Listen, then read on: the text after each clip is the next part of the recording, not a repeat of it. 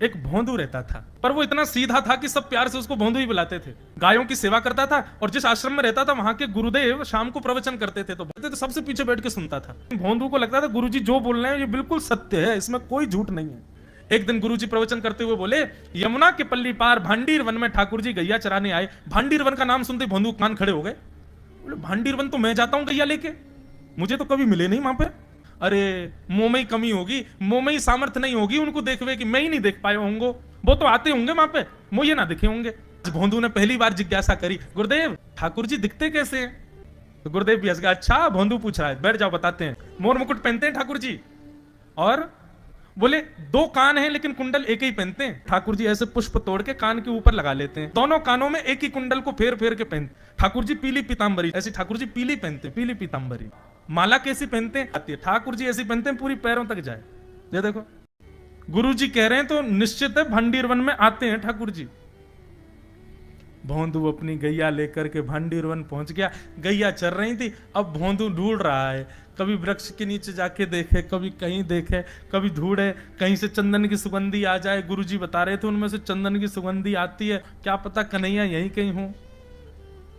इतने भाव से, इतने प्रेम से और इतने भोलेपन से ढूंढने लगा ठाकुर जी को, और ठाकुर जी नहीं मिलते ना तो अपने आप को ही कोसता, मुंह में योग्यता ना होगी यही मारे ना मिल रहे, ठाकुर जी तो यही है।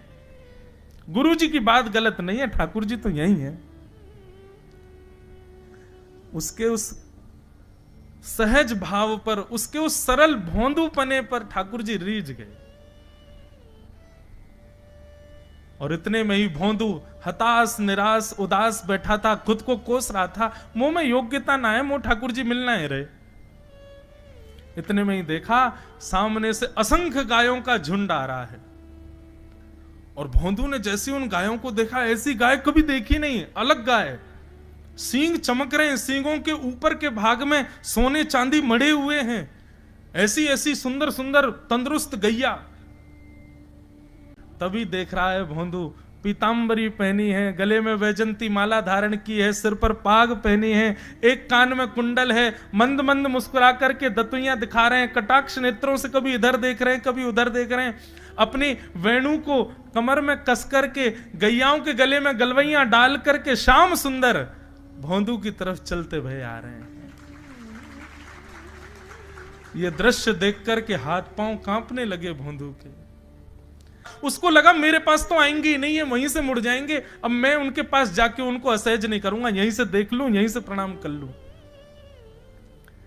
लेकिन जैसे जैसे प्रणाम करके ऊपर देखता, ठाकुर जी और पास आ रहे हैं, और पास आ रहे हैं, और पास आ रहे हैं। जैसे ही ठाकुर जी आकर के बैठे, भोंदू के पास शब्द नहीं है, हाथ पैर कंपित हो रहे हैं, उसको सूझ ही नहीं रहा करूं क्या मैं, इनके लिए क्या बिछाऊं, कहां बैठाऊं।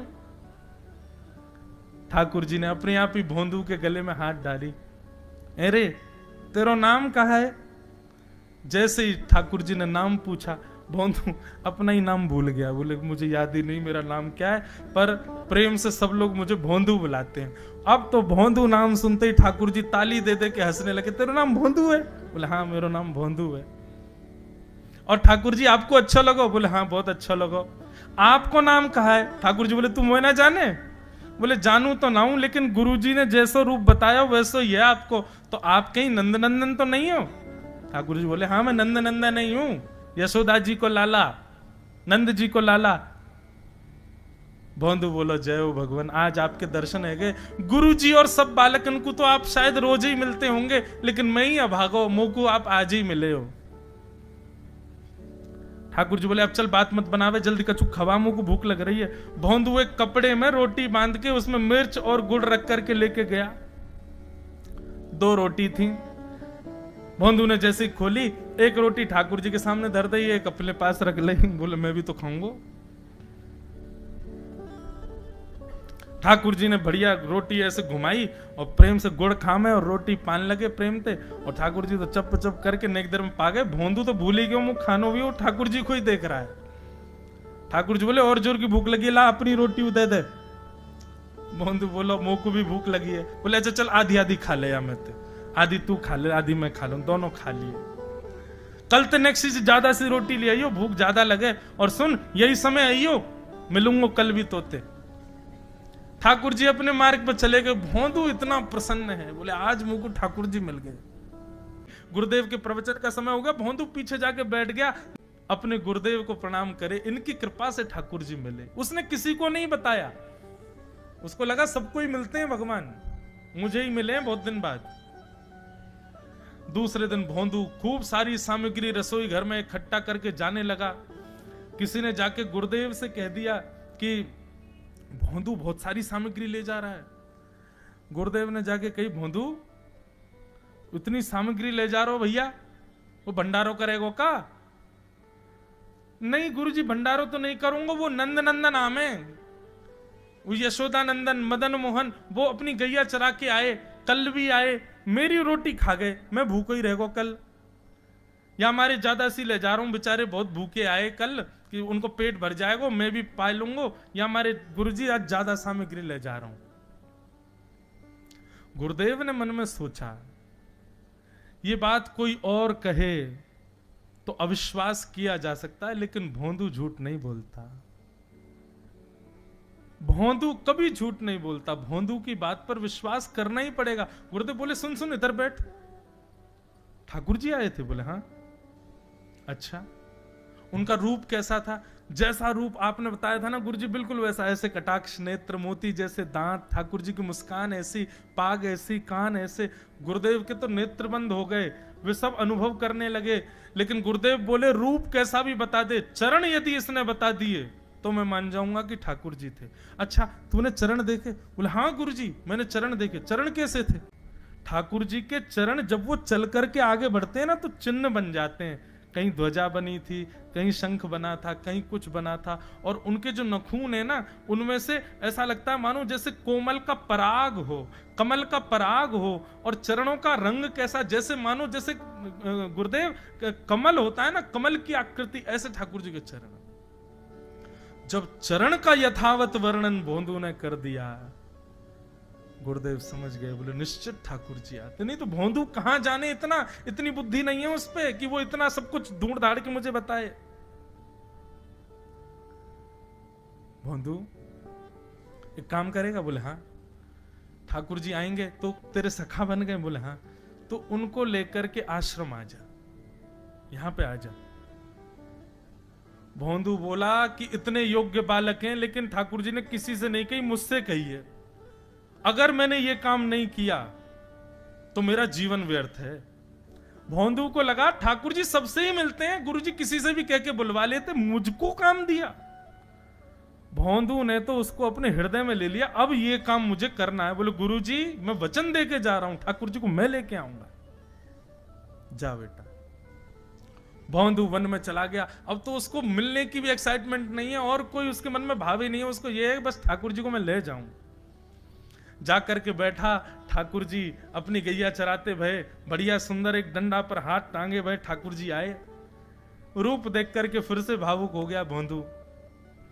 ठाकुर जी आकर के बैठ गए, बोले चल जल्दी निकाल रोटी, भूख लगी है मुंह को। भोंदू सजाता जा रहा है, थाली ठाकुर जी को देता जा रहा है। बोले जय जय, एक प्रार्थना करूं? बोले करो। आप मेरे संग मेरे सखा हो ना आप? बोले हाँ तेरो सखा हूं। तो मेरी बात मानोगे? बोले कहा, आप मेरे संग आश्रम चलो गुरु जी के पास।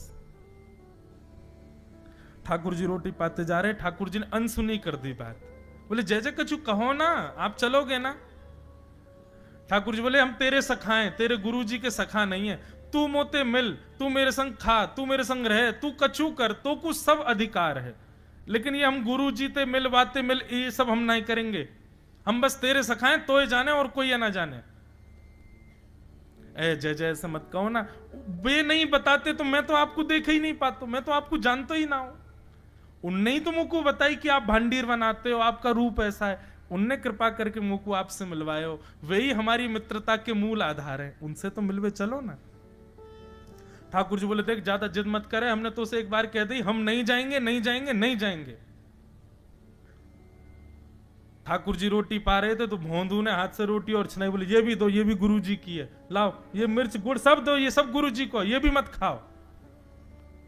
और सुनो, यदि हमारे गुरुजी से आपको प्रेम नहीं है तो हमको आपसे प्रेम नहीं है। कल ते अपनी गैयान को लेके कहीं और चरावे जाओ, होंगे तुम नंदन नंदन अपने गांव के, मेरे गुरुजी के पास नहीं जाओगे। और सुनो, ये मुंह में जो रोटी रखी जाओ को उगल ले आओ, ये भी गुरुजी की रसोई में बनी है, हमारे गुरुजी से नहीं मिलेंगे। ठाकुर जी बोले अरे भोंदू ने रुक तो, नहीं नहीं नहीं अब तो मैं सुनूंगा ही नहीं, आपने ऐसे कैसे कह दी नहीं जाएंगे, 3 बार नहीं जाएंगे नहीं जाएंगे। और ये भांडीरवन मेरो है, मैं यहां गैया चरावे आऊं, कल से अगर तुम और तुम्हारी गैया दिख गई मुंह को तो तुम्हारी गैयान को लेके मैं चलो जाऊंगा आश्रम, फिर तुम्हारी मैया बाबा तुमको मारेंगे।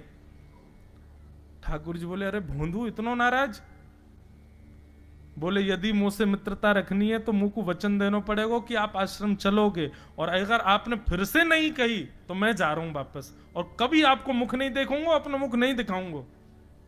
ठाकुर जी बोले इस मुख को देखने के लिए या संग के लिए लोग पता हो तो कितनी तपस्या करें। बोले जो तपस्या करें उनको मुबारक, तुम मुंह को ना चाहिए, मुंह ना मिलनो तुमते, मुंह कोई गरज ना पड़ रही तुमते, आज तक नहीं मिले कल ही तो मिले हो मोते, वो भी गुरुदेव की कृपा से मिले हो, जाओ मत मिलियो, मुझे ना चाहिए तुम।